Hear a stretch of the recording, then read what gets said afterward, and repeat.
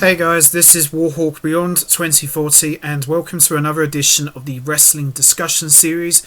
And today I'm here to talk about episode 3 of the Undertaker's Last Ride documentary, and this one was called End of an Era, and we got to see more of an insight into his relationship with Shawn Michaels and Triple H, both in and out of the ring, and we got a nice in-depth look into Undertaker's 4-year WrestleMania program with both Shawn Michaels and Triple H. And I thought I would get this one out here because it's going to be at least 3 weeks until we get episode 4 of the Undertaker's Last Ride documentary on the WWE Network.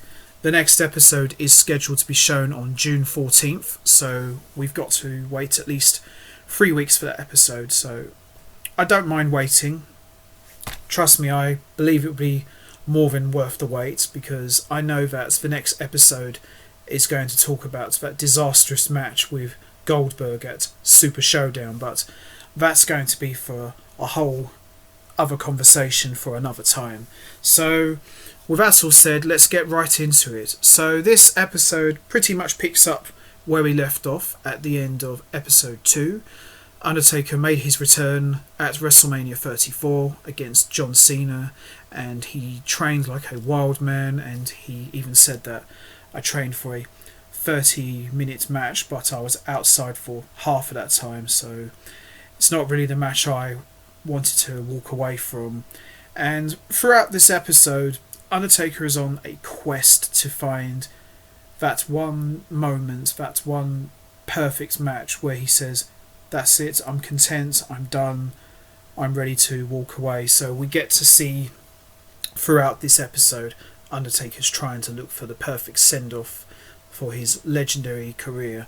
And we also got to see how important Undertaker is to WWE, not just to Vince McMahon, but worldwide really. And we saw Undertaker wrestle in Saudi Arabia against Rusev in the greatest Royal Rumble ever pay-per-view in a casket match. And one thing I do know to be 100% true, Undertaker is very over in a lot of Asian countries. He's a very big star and they just love him, and we got to see that with the Arabian fans, so that was a real nice treat. We even saw lots of fans dress up in Undertaker's classic grey attire, which reminded me a lot of how the fans used to do that back in the 90s, where they used to come out at ringside and we got to see them dress up in his classic costume. So that was a real nice treat to see and brought back some good memories for me.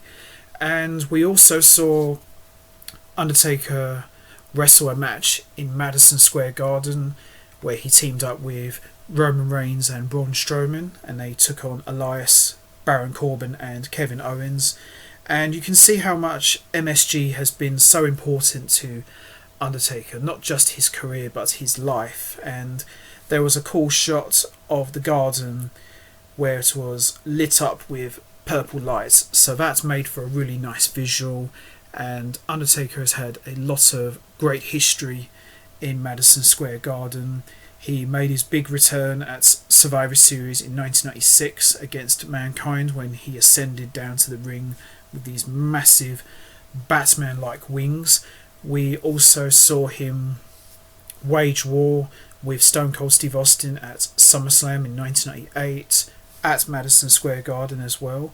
And we also saw some highlights of Undertaker making his return as the Dead Man at WrestleMania 20 against Kane. So lots of great memories for the Undertaker, and you can see how much fun he had being out there with the young guys and getting to mix it up with them. And he made a very interesting comment where he said, "I just stood there in the ring, made eye contact with the audience, which is something I normally don't do, just taking it all in, and I was thinking that maybe this could be the last time that I work a match in MSG, or maybe this is the last time I'll actually be in this building."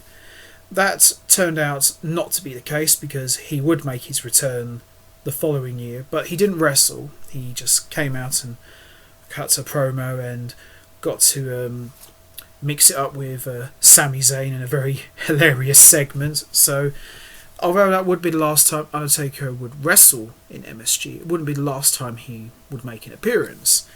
We also got to hear from Kane and how much The Undertaker has meant to him and his career, and it's really nice to hear what Glenn Jacobs had to say about Mark Calloway. And he said that lots of guys in the Attitude Era, they would fight to keep their spots, but Mark didn't do that. He was an advocate for me. He really looked out for me and took good care of me. And he even went on to say that the first time they ever faced each other as Undertaker and Kane was at WrestleMania 14, and that was his favourite match of all time. So it was really nice to hear what Glenn Jacobs had to say about Mark Calloway. And Mark Calloway went on to say about Kane, aka Glenn Jacobs, saying that, you know, he's never missed a day off work, he has never worked injured, he's always been there, and he's one of the nicest guys that I know, and he's one of the few guys I would actually trust with my own wallet. So that was a real nice thing for Mark to say about Kane. And, you know, Undertaker and Kane as the characters, you know, got such a long history. They've done it all together, they've competed against each other, they've teamed up with each other.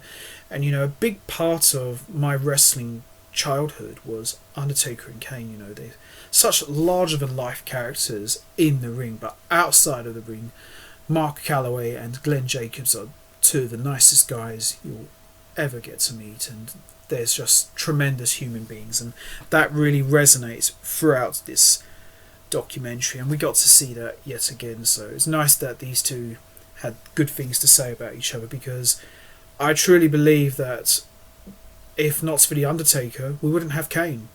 Simple as that, you know. And it was really nice to see that in this documentary.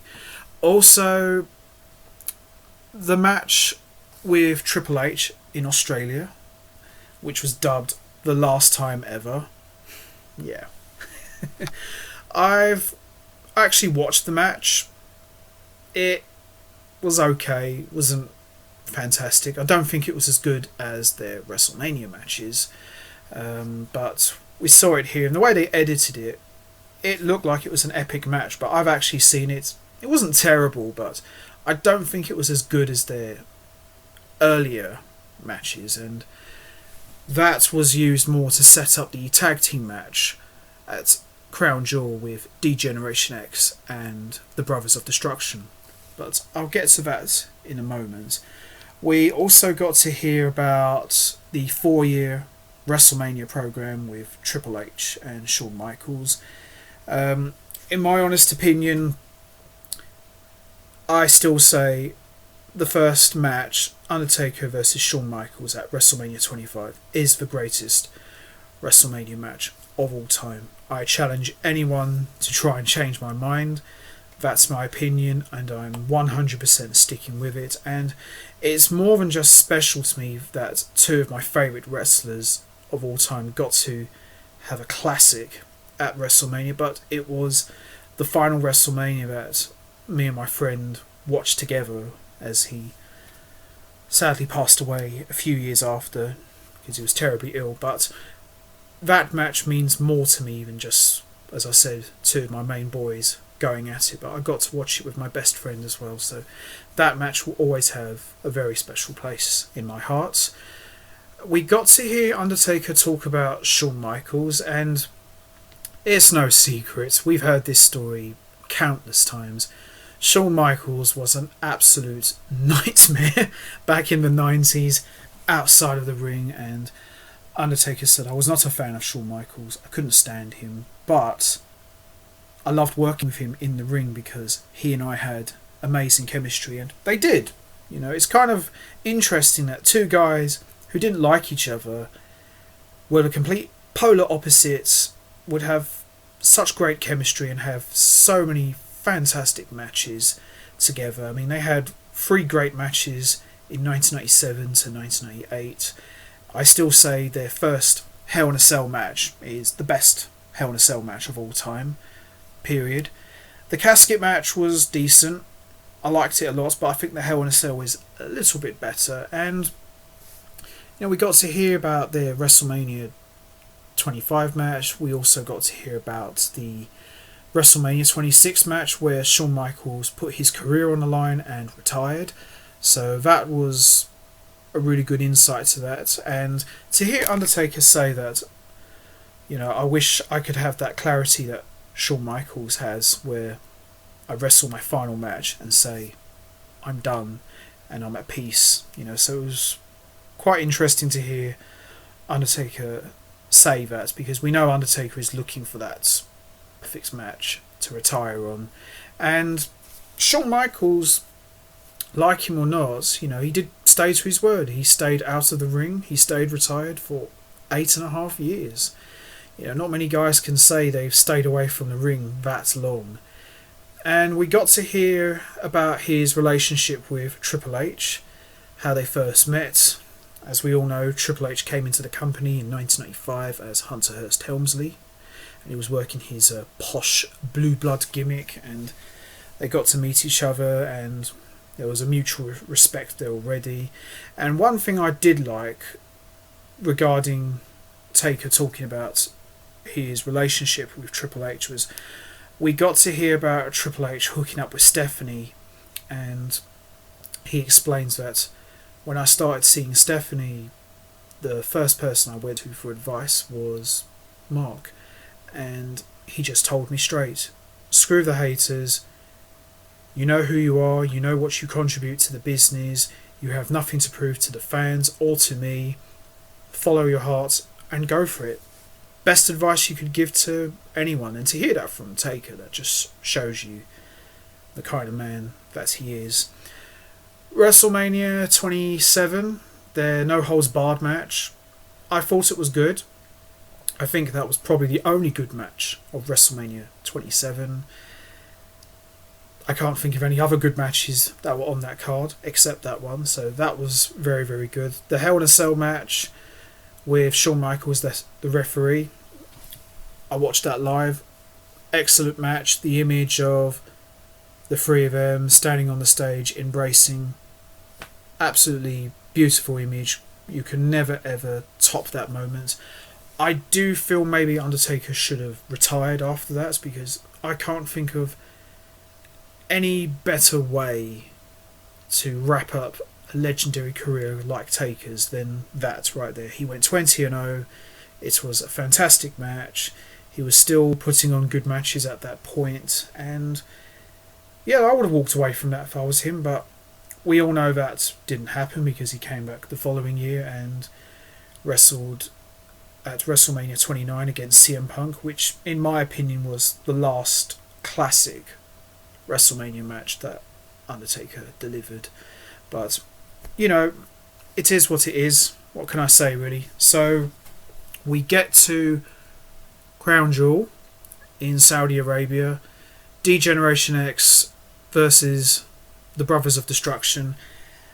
Yeah, this match, if we had this back in the Attitude Era in 1997 or even 1998, it would have been amazing. Two of my favourite teams of all time, four of my favourite guys of all time, all going at it in their prime. Oh man, it would have been absolutely fantastic. But yeah, it wasn't. I actually did watch it not too long ago, and it's quite funny that all these guys can sit there and laugh about it. Triple H said, well, you got me and Taker, we wrestle once in a while. Kane's the mayor. Shawn Michaels hasn't been in the ring in like forever. It was a bad comedy. Simple as that. And Undertaker just, in a nutshell, said, yeah, this match was a car crash. It was, because, there was a moment where Shawn Michaels hit Kane so hard that his mask came off, and Triple H said it looked like Kane's head fell off his shoulders.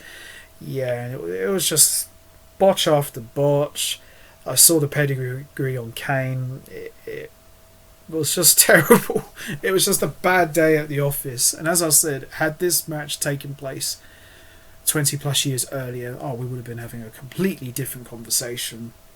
And Undertaker, very interestingly, took a lot of the blame. He said, I take a lot of responsibility for that match. My head wasn't in there mentally. I was there physically, but mentally my head was just not there. I had some family problems. Me and Michelle McCall had some family issues going on at the time, and I just wasn't there. So, it's nice that a guy like Taker can admit that, okay, we messed up. It wasn't that great.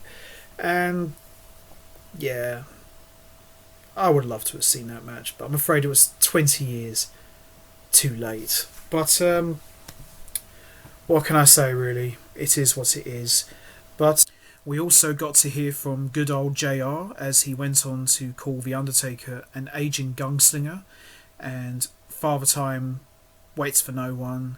He doesn't lose any matches, and he does no jobs, and Undertaker knows that time is running out, and the sand in the hourglass is running out really, really fast. So that was an interesting way of describing The Undertaker looking for that one final moment and match to walk away from. And we got to hear from Michelle McCall saying that Undertaker's had a bad match, he's not going to be happy, so he's going to try and redeem himself yet again. So it's that vicious circle all over again. So it really depends how you look at it, really, because if you've had a bad match like he did at Crown Jewel, then obviously he's going to turn around and say, nah, I don't want to leave on a match like that, it was terrible.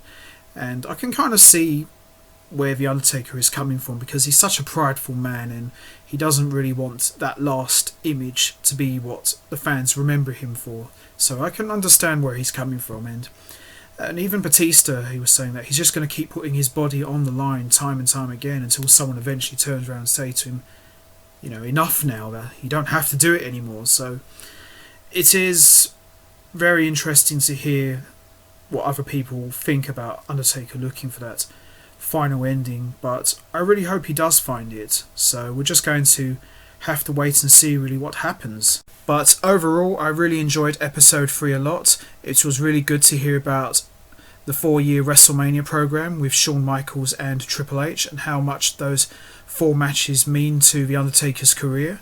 And it was really good to hear about his relationship with Kane, both in and out of the ring.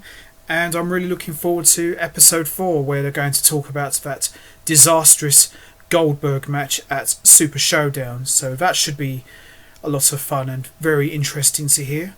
So I'm going to wrap this up now and leave this here for all of you. The next time I will be back, I'll be talking about episode 4 of the Last Ride documentary. So that should be very, very interesting. And you know what to do, guys.